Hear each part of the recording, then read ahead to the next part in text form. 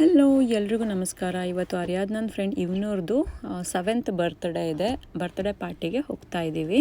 ಮಕ್ಕಳಂತೂ ಎಷ್ಟು ಬೇಗ ದೊಡ್ಡವರಾಗ್ಬಿಡ್ತಾರೆ, ಅದರಲ್ಲೂ ಹೆಣ್ಮಕ್ಳಂತೂ ನೋಡ್ತಾನೆ ಅಯ್ಯೋ ಎಷ್ಟು ದೊಡ್ಡವರು ಅಂತ ಅನಿಸ್ಬಿಡುತ್ತೆ. ಅರಿಯಾದ್ ನಾನು ಅಲ್ಲೇ 5 years ಆಗಿಬಿಟ್ಲು. ನನಗಂತೂ ನಂಬೋದಕ್ಕೆ ಆಗೋದಿಲ್ಲ, ಎಲ್ಲ ತಾಯಂದ್ರಿಗೂ ಹಾಗೆ ಅಂತ ಅನಿಸುತ್ತೆ.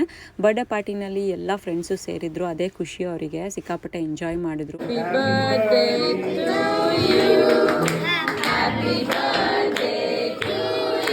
ಆಮೇಲೆ ಇಲ್ಲಿ January 7th ಮಕ್ಕಳಿಗೆ ಕ್ರಿಸ್ಮಸ್ ಹಾಲಿಡೇಸು. ಮಕ್ಕಳನ್ನ ಎಲ್ಲೂ ಕರ್ಕೊಂಡು ಹೋಗೋದಕ್ಕೂ ಆಗೋದಿಲ್ಲ, ಯಾಕಂದರೆ ಚಳಿ ಇರುತ್ತೆ, ಆಚೆ ಅವ್ರು ಆಟ ಆಡೋದಕ್ಕೂ ಆಗೋದಿಲ್ಲ. ಸೊ ಈ ರೀತಿ ಗ್ಯಾದರಿಂಗ್ಸ್ ಇದ್ದರೆ ಅವರಿಗೆ ಸಿಕ್ಕಾಪಟ್ಟೆ ಖುಷಿ.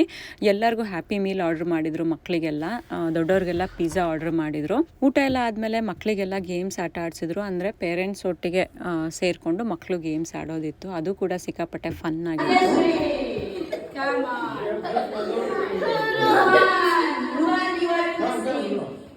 ಇದಾಗಿತ್ತು ಅರಿಯಾದ್ನ ಫ್ರೆಂಡ್ದು ಬರ್ಡೇ ಸೆಲೆಬ್ರೇಷನ್ಸ್ ವ್ಲಾಗು.